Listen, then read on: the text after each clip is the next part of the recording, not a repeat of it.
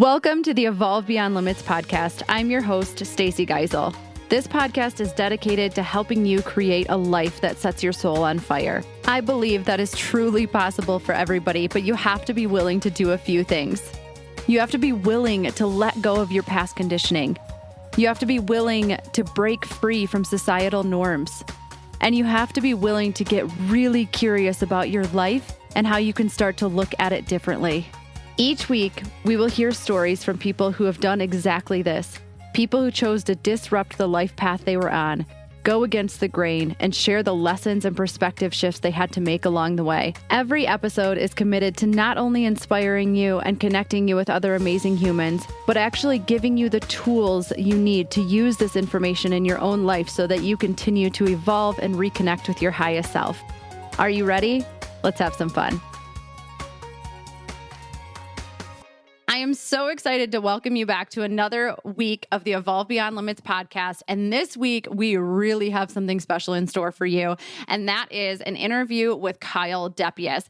Kyle is a mentor and friend of mine. He really helped Andrew and sparked our financial journey of making sure that we could live a life of freedom that we wanted to live. And his story is just very relatable. He climbed the corporate ladder only to find that it's really not what he wanted. It affected his health, his relationships, and so much more. Kyle is now the creator and founder of the Reaching Beyond experience, which is rooted in assisting others achieve their highest level of fulfillment and how they connect with others and connect with themselves and how they build their careers. So after 15 years in corporate America, after hitting rock bottom and being completely burned out, Kyle left everything to start designing a life around fulfillment. Since 2015, he has spent a season as a stay-at-home dad, finished an Ironman, started his own business, and started a podcast, and along with his wife, paid off almost $400K to become completely debt-free.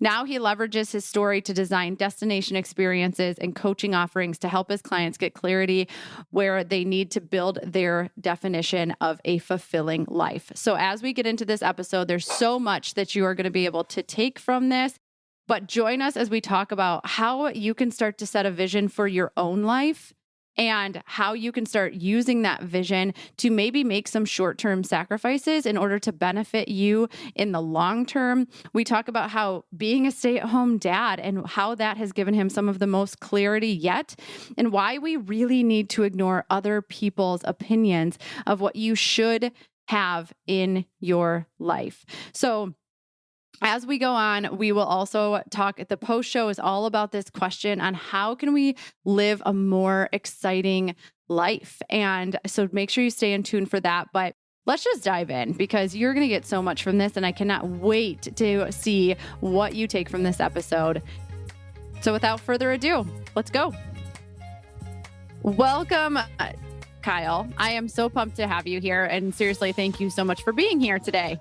Yeah, thanks for having me, Stacey. I am excited to be here with you. So before we get into your story and talk a little bit more about money and finances and really just like living life on your terms, I have a couple of questions so that the listeners can get to know you a little bit better. Are you up for that? I'm game. They're really hard. Okay. No, I'm just kidding. Don't ask me the hard ones then, just the easy ones. Okay, I'll skip to just the easy ones. All right, where are you from and where are you living now? From a small town in southeast Wisconsin called Random Lake. So most people probably have never heard of that, and they're wondering what that is, where that is, but it's in between kind of Green Bay and Milwaukee. And then we call home the Northwoods of Minnesota right now. We moved from the Minneapolis area in October of 2020 up to here to be on a lake, and we love it. Oh my gosh, lake living is truly the best. It is. It is. It is. There's just something about being able to go out and be on the water anytime you want. That feels really good, except for when it's frozen. Yes. Well, you can still do things when it's frozen, but yes, it's a little bit different. It's a little different. So, okay, tell us a little bit more about your home life, like family, pets, yes, all the goods. What do you want to share? I've been married to an amazing woman. Her name is Lois, and there's not many Loises at her age. So everyone remembers that because it's a unique name. We've been married for 8 years. We have one child. His name is Callahan, Cal for short, and he is 4. And then we rescued a pit bull blue heeler from the Humane Society. His name is Luther, and he is 8 years old. Oh my gosh. That's so fun. How long ago did you rescue him? The year we got married. So we were married in January of 13, and we brought him home on Beaujolais Day, which is, I'm gonna get this wrong, but I think someone's gonna correct me, so I'm not even gonna say it, but it's sometime in November. Okay. All right. I don't think I even knew you had a dog. Yeah. Yeah, we do. I don't think the dog gets enough playtime on your Instagram. He's kind of an interesting one. Like, we're here in the woods, and so you think the dog would love to be outside and roam, and he does, but he loves to stay really close to us, especially me, because I did a lot of the training with him when he was young. So he's pretty close to me. He doesn't like the fire. We have a fire pit out here. And so he's just kind of a nervous, timid dog, but he enjoys going for walks, and there's no leash. And so he loves that stuff. Oh, I bet. Okay, so I know that you do. You're a lot about experiences, kind of like I am. So so far, what has been your favorite place to travel? Oh gosh.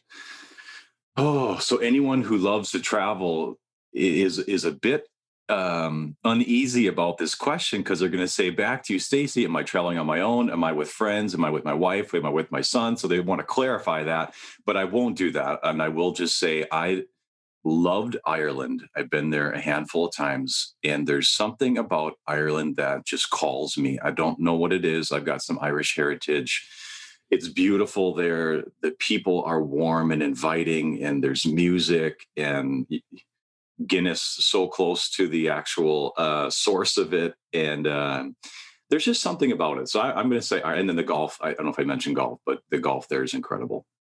Oh, I love that. I'm going to sound probably not very intelligent for a second, but I don't know how Andrew is, and his brothers and his dad are going to the British Open next year.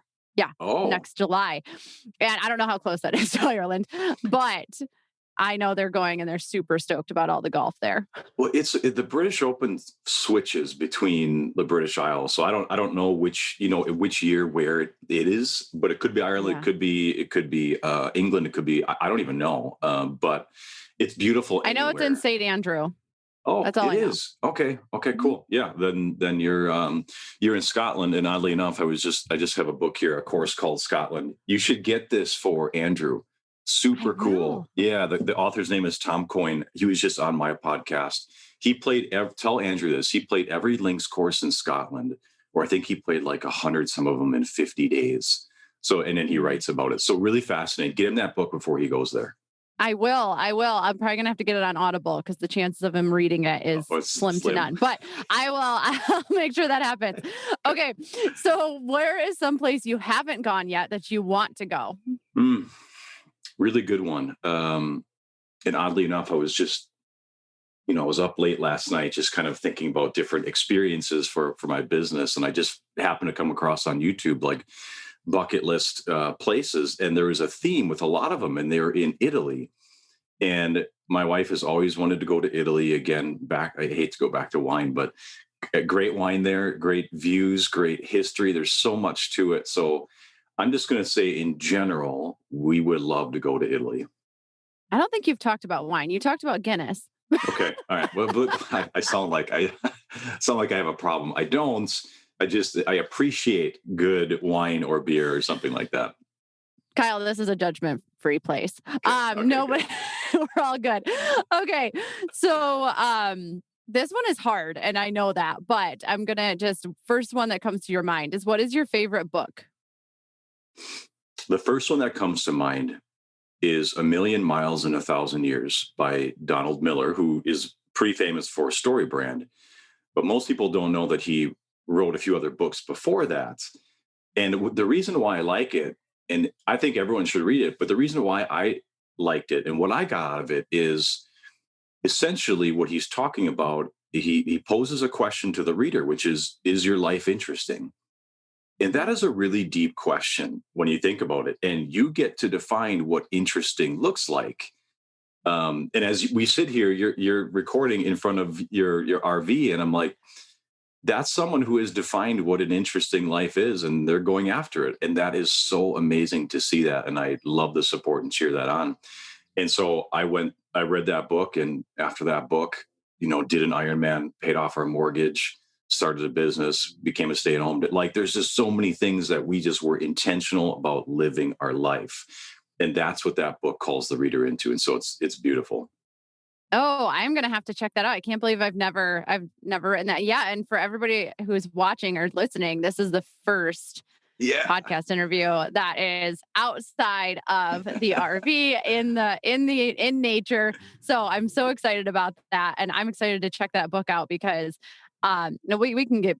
I have one more question, but we can get more into that on just really looking at your life and I think a lot of people are unhappy because of they look at life and they see monotony. Mhm. And like we are legit right now 5 minutes from our house.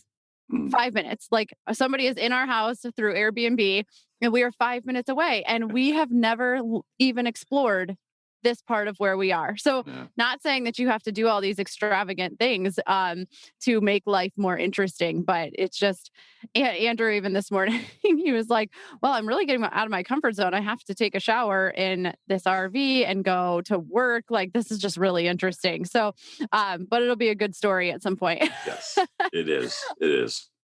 Okay, so last question is what was one of your favorite things to do as a kid?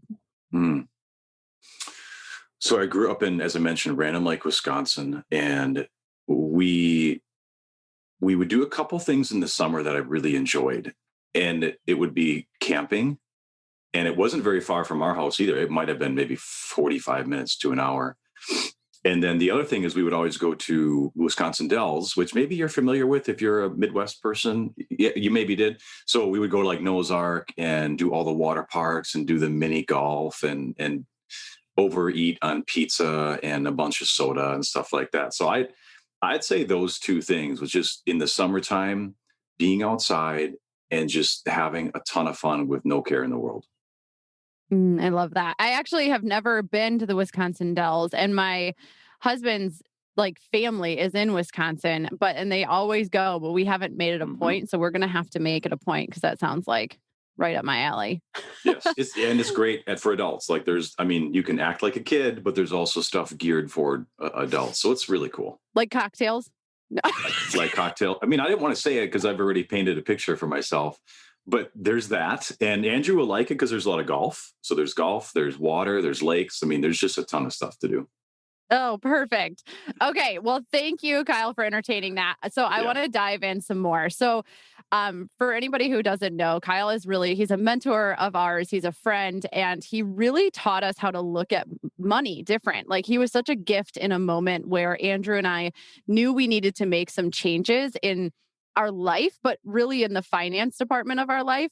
And we weren't quite sure where to start. So when I look at you, Kyle, like I am, and I'm sure I'm not the only one, like I think freedom and experiences, like you are truly the epitome of going against societal norms and creating a life that lights you up. So my first question for you is like, where did it start? Was it like a single moment? Was it a series of moments that like had you start looking at your life and your finances different? Like, where did that all begin?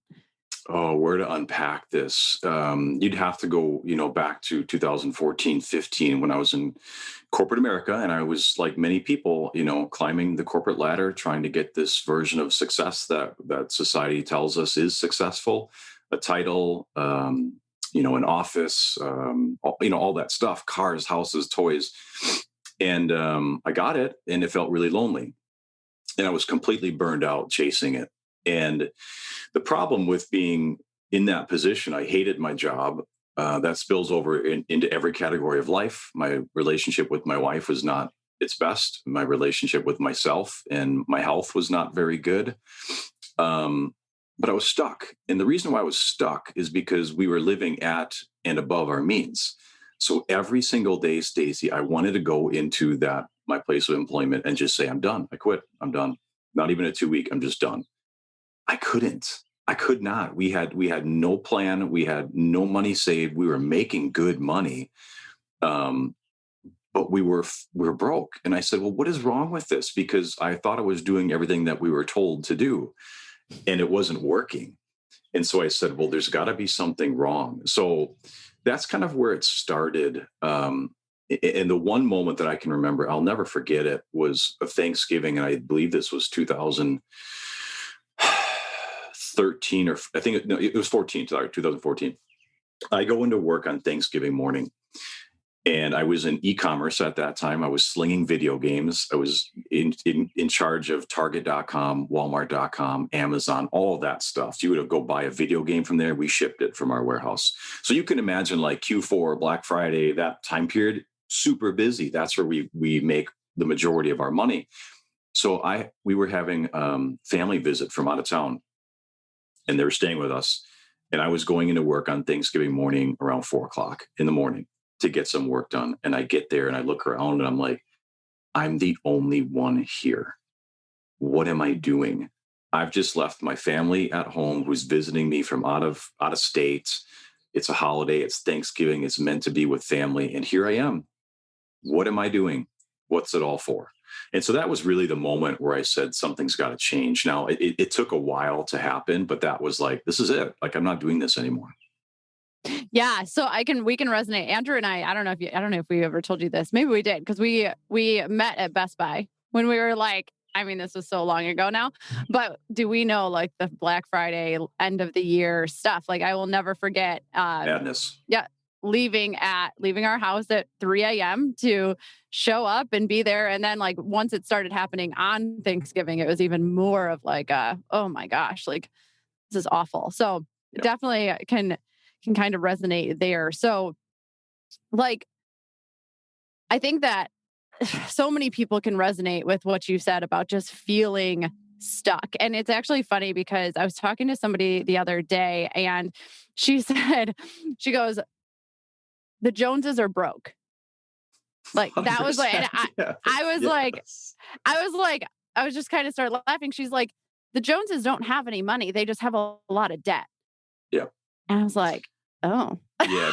And the reason why is they're financed. They're financed through the gills, because in America, mostly what we do is, if we think we can afford something, do you know what that really means? Is can I fit the payment into my budget? And if you keep doing that and you keep doing that, before you know it, you're at your means, and any disruption to pay, you're sunk. You're screwed, because you're relying on that income. And there's no freedom in that. But we look good, right? We look good. We got the clothes, we got the toys, we got the cars, all that stuff. But I don't know. We went through Dave Ramsey's stuff. I like some of his stuff. I don't like some of his stuff. But I love what he says. He's like, we end up buying things we can't afford to impress people we don't even like and we don't even know. And there's so much truth to that. But that's how it happens, is we say, well, if I can fit the payment into my budget and I keep thinking that way, that's how I can have all this stuff. Oh, and I know we resonate with that so hard. And I'm sure so many people that are listening do too.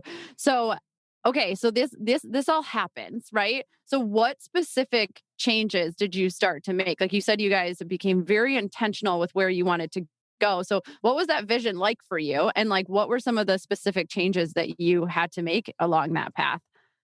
I think you have to have a vision first. So where are you going? What's it all for? You've heard a lot, like, what's your why? All that stuff. It just comes down to vision. Like, where do you want to go with your life? What does it look like to you?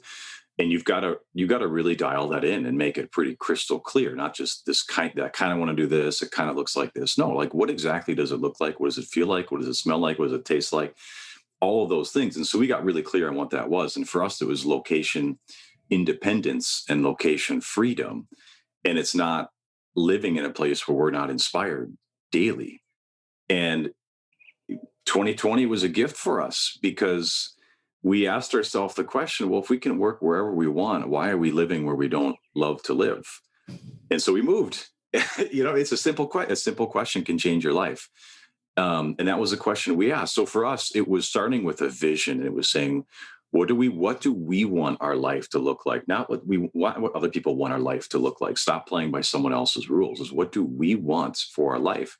So we got really clear on that, which then enables you to say, yeah, in the short term, I can make some sacrifices because I know I'm going towards this and I really, really want that. And you have to just fall in love with the idea that where I'm going is way more important than these little short-term gratifications and short-term, I almost said expenses, but short-term wants that are just taking you away from where you want to go. And you're okay on that. I mean, look at you guys. You guys did the same thing. You made some what would look like quote unquote sacrifices, but for you guys, like it's not. This is getting us to our goal faster, and that's what we're trying to do. So I actually stayed home. So partway through our journey of paying off debt, we recognized that my wife was in a position where she could crush it. She was in a job where it was almost 100% commission. We were watching the trajectory she was on. And I said, how do I help? And in that instance, it looked like me staying home with our son, Cal, who at the time, when I stayed home, when I was promoted to a stay-at-home dad, he was 3 months old.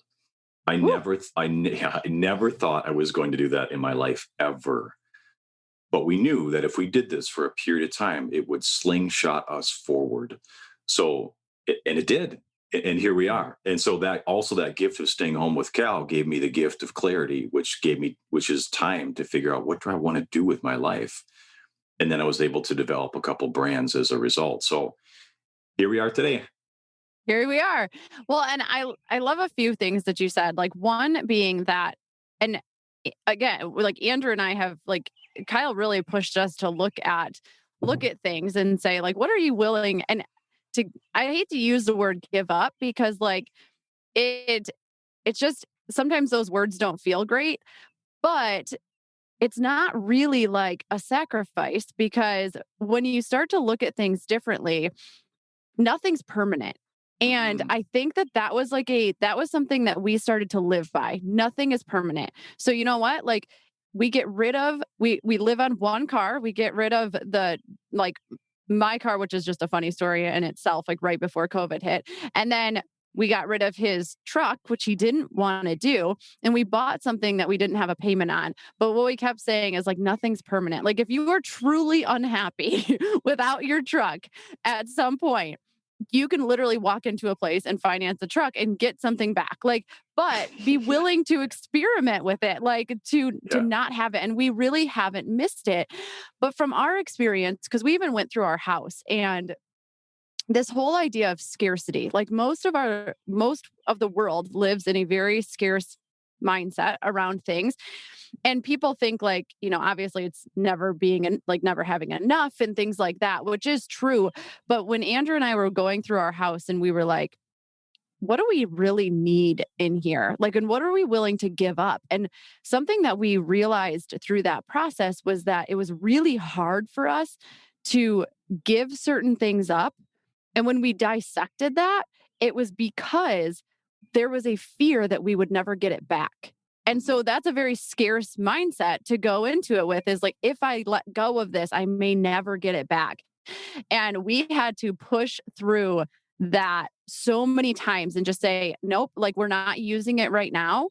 So we're going to let it go because if we need it again, we can get it again. And by doing that, we let go of our boat that we loved more than like we loved it so much. We let go of a few vehicles. We let go of a lot of stuff. And at the end of the day, like we didn't actually miss it.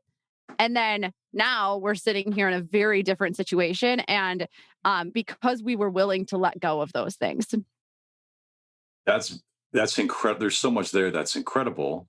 I mean, you've got where to even start? But number one, you guys are really clear on your values. Like what's important to you? Like what is truly important to you? I believe in values based spending, right? And you guys looked at where are we spending? Does it align with our values? Does it bring us joy? If it doesn't, we can go without for a little bit. You can get another boat. Like you can get another. You had said We this can. before. Like if you hate not having a car payment, just go to the local dealer and in an hour you can be back in a car payment. Like it's not that big of a deal. If you hate it, just go back into it. So what you had said, just be willing to experiment with it is really powerful. And you guys took this and you ran with it and you got so far ahead because you got such strong level of awareness to this stuff.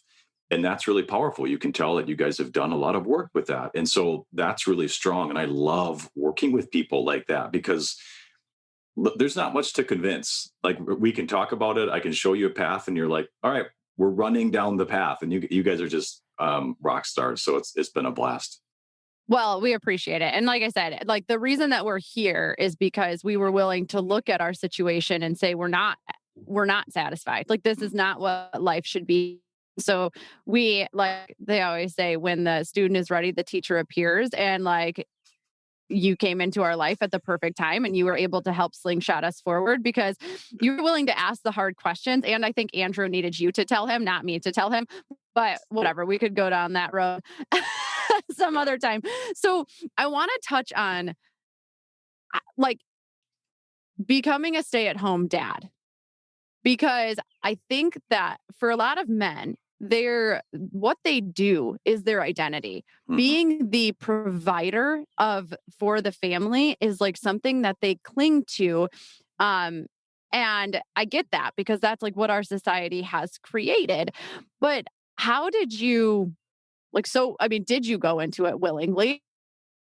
Or some like reluctant, where you're like, I'm not really sure? Or like, and how did you kind of break through? I mean, how did you tell people? Did it feel good to tell people you were a stay-at-home dad? Like, what was that like for you? I so boy, it's such a good, and I rarely get asked this question because I think people just don't, either they're afraid to ask me because of my response or they don't want to go there. So thanks for asking me. Um, but first off, I knew that I had to, like, this was our path, and um, we both recognized that. And I was completely ignorant to what it would actually look like. I had no idea what I was doing. Zero. I mean, Cal was 3 months old, and I'm trying to give him a bottle, and he does not want the bottle, and he's screaming his face off. And I'm like, I don't know what to do. Like, I'm doing my best here. So it was really hard at first. And then you're right. I mean, we have our identities tied up in our profession so much, especially as males. So if I ever go out, or Lois and I, and we go out and we meet people, like, what's the first question we ask here? It's, what do you do for work? And so this happens, handful of times, dozen plus times. I'm sitting in a social setting, guys are kind of congregating over here, the women are over here, and the guys are like, so what do you do for work, and what do you do for work? And I know the questions coming to me, and I'm just like, oh, please don't ask, please don't ask. And yep, Kyle, what do you do for work? And I'm like, I'm a stay-at-home dad. And it's one of two responses. It gets super awkward, or the other response is, that is so cool. Like, what an amazing opportunity to be with your son like that. And it took me a long time to get used to that because my ego was tied up in my profession.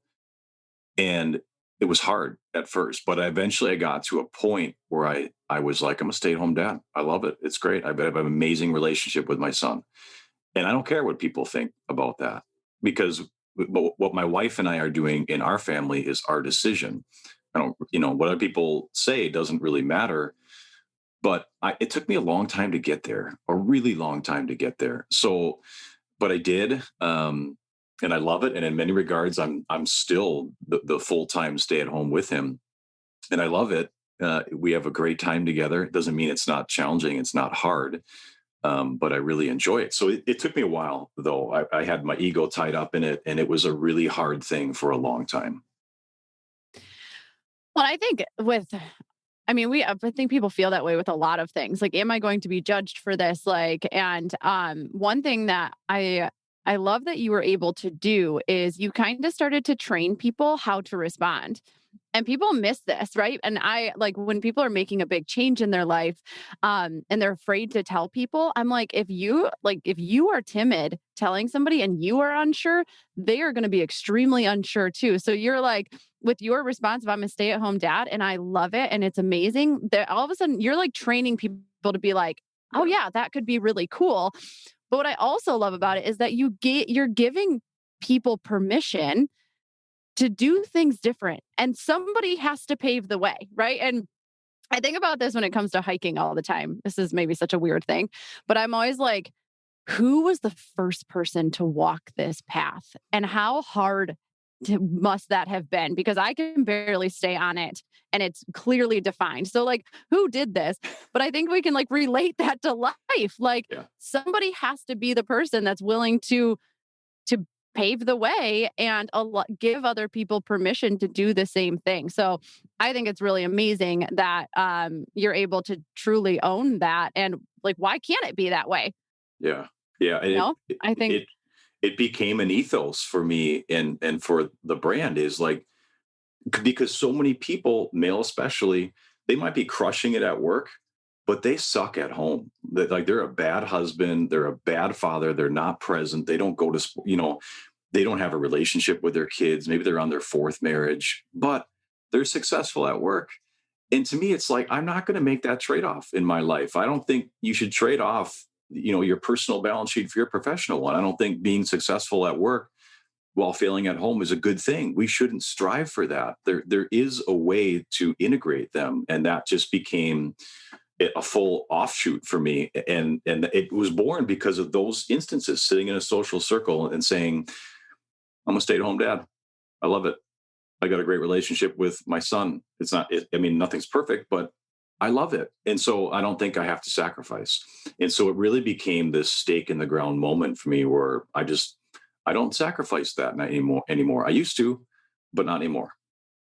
yeah, it's so good. So with what you just said, sometimes when we have to quote unquote give things up, right? We do that and then we welcome other things into our life. So you've alluded to this a few times that all of these changes that you have made have allowed you to really get where you are. So what do you believe are like the opportunities that came from you being willing to make those changes and do things different than maybe somebody else would choose to do Hmm. them? I think it's not playing by other people's rules. I think it's not playing by what other people think you should be doing. I think it's getting really clear on what do you want to do? What does it look like for you? What does it look like for you to live an interesting life? What does that mean to you? And then how do you just start doing it? Like, why? It's amazing how we are really under the grip of other people, whether it's, subconsciously, whether it's overtly and direct, but we give too much power to other people and permission over our life. And I just stopped playing that. I exited the game. I left the game, and I'm just kind of doing things my own way in terms of building brands and stuff. And then with my family, we're doing our own thing. I stay home mostly. I've got Cal. I love it, and it works great for us. Like it works for us, but it was intentional. And so I think to answer your question, it was I'm not going to play by other people's rules. I'm going to create our own. Yeah. And if more people could do that, I was like, I talk about this pretty often is that if more people lived their life to simply for them to be happy, we would solve a lot of the world's problems because everybody would be happier. But we live our life trying to make everybody else happy. And it's just ass backwards in so many ways. 100%. And if you ask anyone at the end of their life, at the end of the dock, when they're sitting there, regret is one of the biggest things that comes up. So if we know what the end kind of looks like, stop playing the game. It just doesn't make any sense to me. So just stop playing the game, start your own game, play your own game. Okay, so with that, like if stop playing the game, how like is there how does somebody begin to stop playing the game? I mean, I have my answers, but I want to hear yours. You okay? I think the very first thing, because I talk about work-life rhythm and how do you get into rhythm. You can't get into any sort of rhythm or balance in life if you hate what you do. You will be walking around with this level of resentment, cynicism, um, dare I say, hatred in your heart for other people because you may see them doing what they love. So, it's easier to throw a stone at that person than take that stone and start building your own thing. So in my mind, you have to start with what lights you up. Where's the intersection of what you're really good at?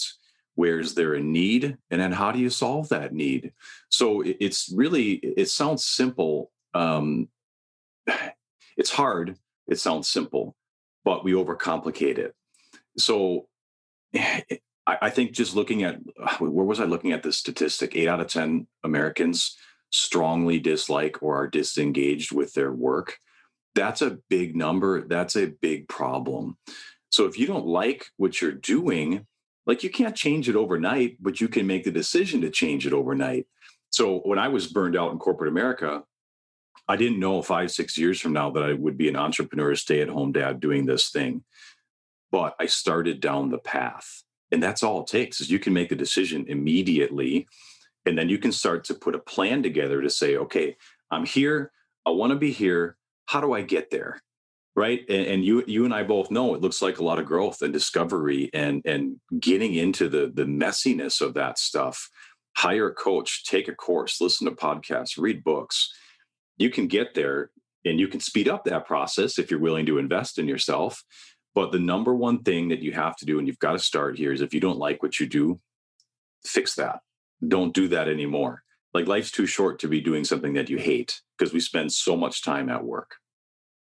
Yes. Was that your And answer too? I have some other thoughts, but Okay. no, like that's a really no, that's really, really good. And I do believe that you're correct. Like so many people they spend so much time and energy complaining about what's going on, but they don't take that. Like if you were to take that same amount of energy and put it towards like making small steps to get you in a different place. And I think that people think it's all or nothing. Right. And that's another place where we get pretty jacked up because if you are not in a place to just quit your job, okay. But then like Kyle said, what are the small steps that you can start to take in order to make a change? But people like to think about what they want to do and then they don't act on it. Mhm. And so I know for like the lifestyle that Andrew and I want, like, and you heard this from Kyle too, like his his transition started 6 years ago, right? And so these things don't happen overnight and people don't give themselves sometimes enough time.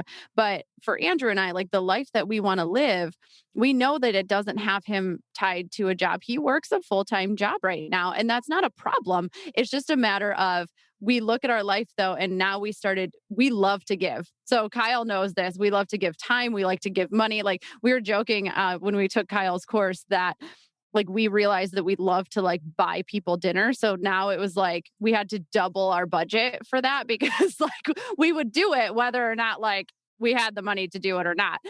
So now we were just like, well, we'll just take something away from somewhere else so that we can double that because we love to give. And so we've been looking at that aspect. And I think a lot of times people they think I will be able to give when once Mhm. I get here, once I'm finally at this place. And quite honestly, we started to think that way too. Our hearts, we have a big heart in Guatemala. We have been on a couple of mission trips that truly were probably the launching pad for us changing our life in a lot of ways. And we want to give back to them in ways. And we're like, okay, well, once we're here, we'll be able to do that. And then I was like, hold on, there's opportunity everywhere. And we really want to start working towards um, building more experiences for people because just like you, we believe that that's what life is about. And so we're like, we can put together this amazing experience that's going to bring couples together, but also give to the people in Guatemala. And so, like, there's always a solution if you're looking for it. Mhm. And Andrew doesn't have to stop working to do Yeah. that. Yeah. And if he loves work, like we always think like you should leave a W-2 and you should become like, no, there are people who love being a W-2 and they love their job. We have to stop this, like, you got to get out of the, no, if you love it, you love it. But to your point, like just make a plan. We all know how to make goals.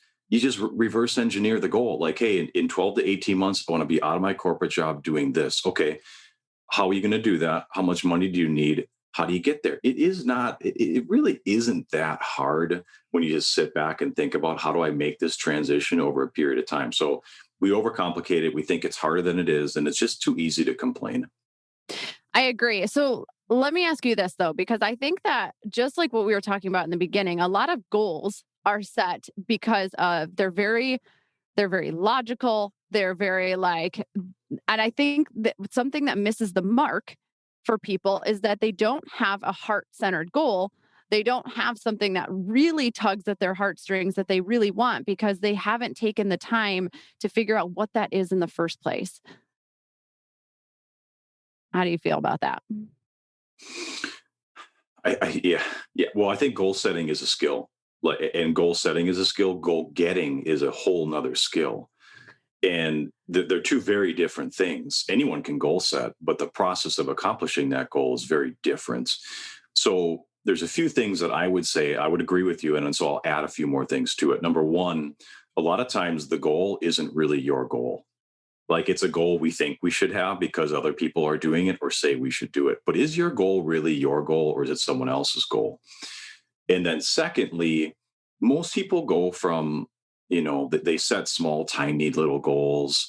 And then all of a sudden they set this huge goal, like to the moon, and they don't get it.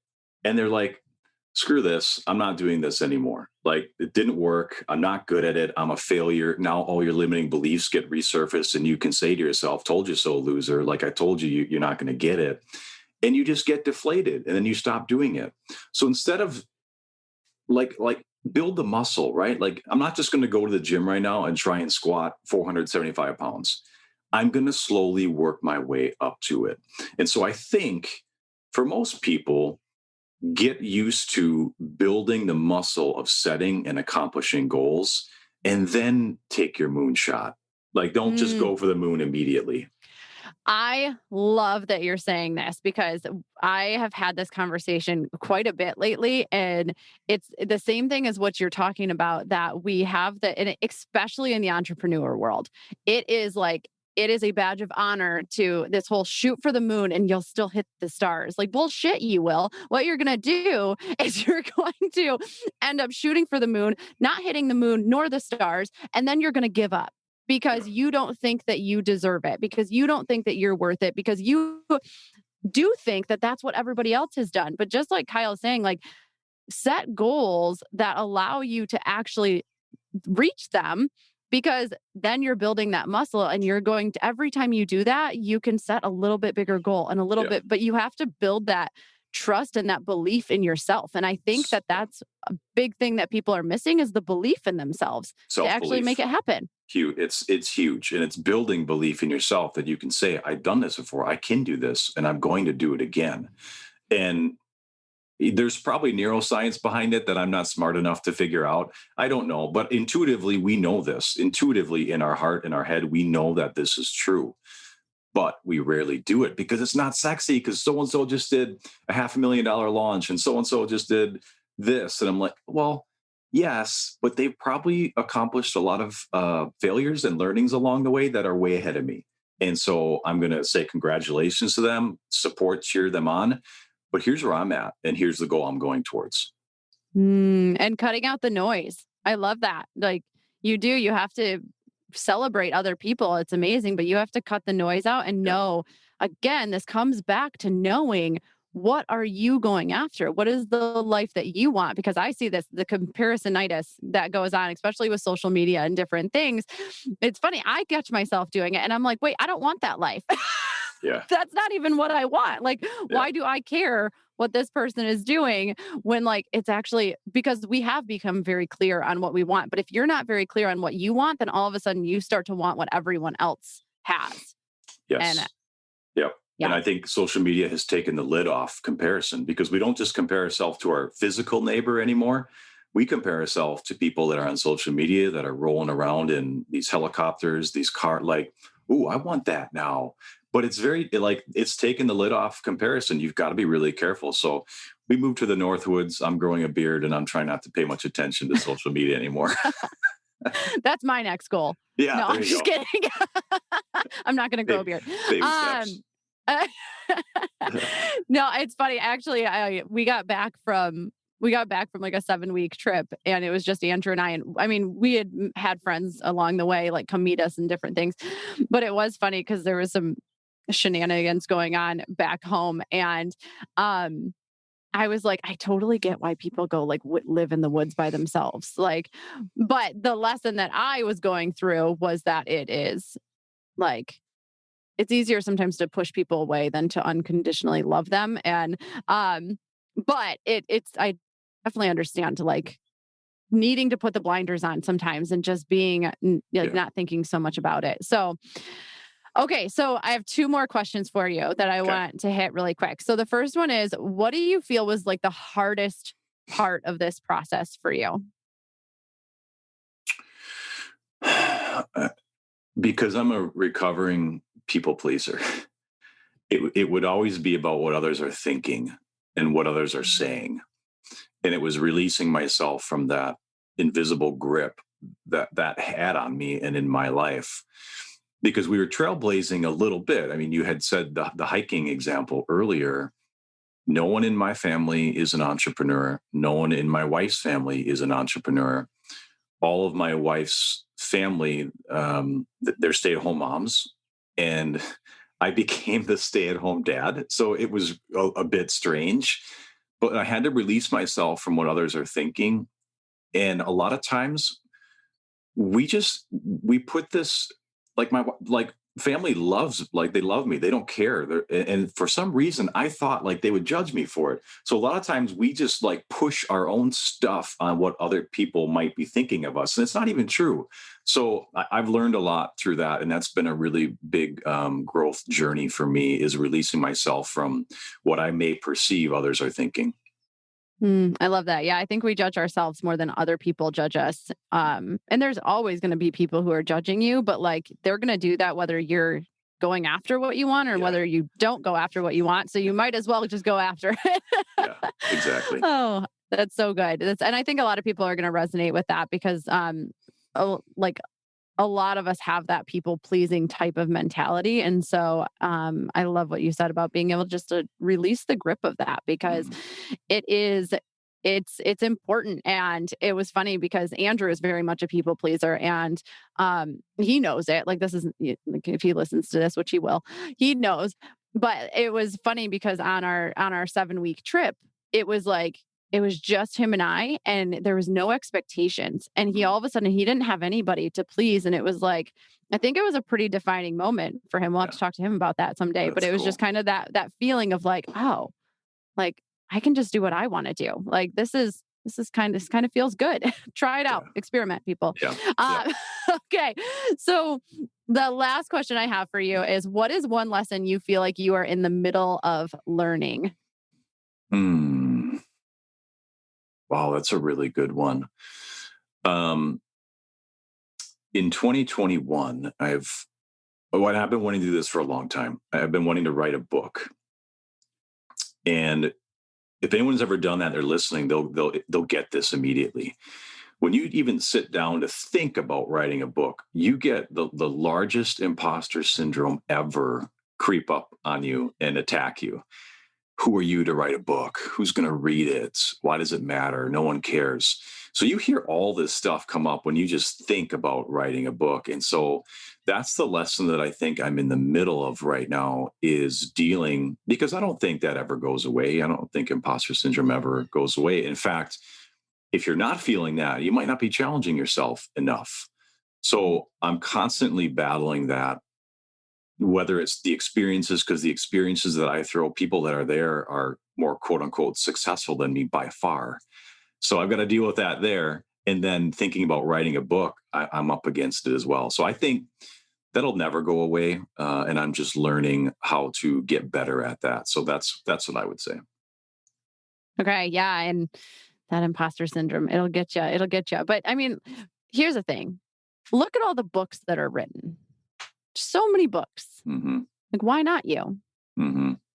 Right. And there's somebody like if you feel called to write a book, I'm talking to myself here. But I'm talking to you too. That like there's a reason you're being called for that. And that the timing is there. And it's because people need to hear what you have to say. Mm. And so just keep going back to that. Yeah. It's Yeah. my only bit of advice. Yeah, it's helpful to hear, because as you know, like you need support. You need support on this journey at all levels, all the time, and it's so important to build relationships with people and have that support, because you're going to need it. So, as much as you are talking to me or anyone listening or watching, that's really, or yourself, like it's always important to have that support. So, I appreciate you, and thank you for that. Yeah, well, I appreciate you. And I think we covered so much in this interview, and I'm so grateful for you. You just have a fascinating story. Like I said, you're kind of the epitome of what the Evolve Beyond Limits podcast is all about. So thank you, thank you, Yeah. thank you. So I Yes. know that people are going to want to connect with you more. And honestly, people might not actually know exactly what you do quite yet because we haven't talked about that, which is okay. But here, I would love for you to just give them a glimpse into how they can work with you, how can they connect with you, all the things. Instagram is probably the best. Kyle underscore Depiesse. It's a tough one to spell, but I think if you just try to type it out, you'll find I'll it. put it in the show notes too. Or that too. So, and I love I just really enjoy connecting and engaging with people. I get messages, people I don't know that hear my podcast or on someone else's. And I just think it's fun to connect with new people. So I enjoy that. So if you send me a message, I will always respond to it. Unless you send me a creepy one, I won't respond to that. But I love that stuff. I love to engage. One of my favorite things to do is just cheer people on and support people on their journey. So that's that. Like what I do, you'll find it on my Instagram. But I'm just someone who likes to cheer people on and live a life that is big, bold, audacious, and interesting. So I will support you and cheer you on in that journey. So good. Thank you, Kyle. I appreciate you more than you know. And you've just been a blessing to have on the podcast. Thank you. I appreciate you, Stacy. Thank you. Here we are at the Evolve Beyond Limits podcast post show. And I want to continue to talk about what Kyle said about how can you make your life more interesting. I loved the way that he said that, and I cannot wait to dive into the book he was talking about. But what I want you to know is that like my version of interesting might not be your version of interesting, and that is 1000% okay. Like this RV is sitting behind me, traveling around in this thing, like Airbnb out your house, like that might sound like your nightmare. And that's okay because they shouldn't be the same things. But you're never going to be able to figure out what that is if you don't start trying different things, right? So you also don't have to completely uproot your life in order to make it more interesting. So I think that falls into that all or nothing trap, and I don't want anybody to get stuck in that because what you do have to do is take some time to sit down and have some conversations and get more clear on what interesting means to you, right? So make a list of everything that sounds fun to you. So, a game that Kyle introduced us to that Andrew and I play all the time is called Stupid Idea Time. Okay. So thank you, Kyle, for that. But this is where you take 30 minutes. Give yourself a 30 minutes and no less, no more. Give yourself 30 minutes and maybe have a glass or two of wine, depending on, like who you are. You don't have to have that. It's not a requirement, but sometimes it lets you get into a different aspect where you might allow yourself to dream a little bit. So, but what you do is you start to write down anything and everything that sounds fun to you or that you would like to see in your life. Okay. This isn't about what is realistic because that game would suck, but also you don't get to leave anything off the list because it's a quote unquote stupid idea. Because the reality is, some of the ideas that like when we have done this that we would have originally thought were just really dumb or really stupid don't look that bad after you go back and you take a look and you're like, okay, maybe that wasn't actually the worst idea. And we have followed through on some of those things and it's helped us get us to where we are today. So I want you to, and like I said, you don't have to completely uproot your life to make it more interesting. Start small. Like, could you simply take a different route to work? Could you ride your bike instead of taking a walk one day? Could you try a new restaurant or coffee shop instead of going back to the same one that you always go to? Maybe book a trip to visit somewhere that you've never been, but you've always wanted to go. And that doesn't have to mean it's some extravagant thing. We found a beautiful waterfall in Indiana, which is like a 5-hour drive from here. So there's things all around us if we start looking for them. Maybe find a new game online that you can play with your kids that none of you have ever played before. Like that can be super fun. And like, I don't know, have a Nerf gun fight with your spouse. We have done that. It's actually super fun. But just finding new ways to be creative and find like using that to create a life that's a little bit more interesting. Like there is no right or wrong. It's simply about trying different things and seeing what really speaks to your soul and what lights you up. But if we don't take the time to actually try new things, then we're never going to know whether those things are going to light us up and actually change our life for the better. So my challenge to you this week is, what is one thing that you can do to make your life more interesting this week? So I don't want you to wait until next week. I don't want you to wait until a month from now. What can you do this week that would make your life a little bit more interesting? Take a photo of whatever that is, tag myself and Kyle on Instagram and share, or you can simply share it with me via text, which is 248-206-3431. So I can come along on your journey. I really want to see these things. I think that having more fun in life and just creating more experiences that are interesting within our lives, whether those be big or small, is really what makes life worth living. So I want to come along with you on that journey. And if you do join the text list, know that you're also going to get some journal prompts throughout the week that are going to help you continue your personal growth journey. So don't miss out on that as well.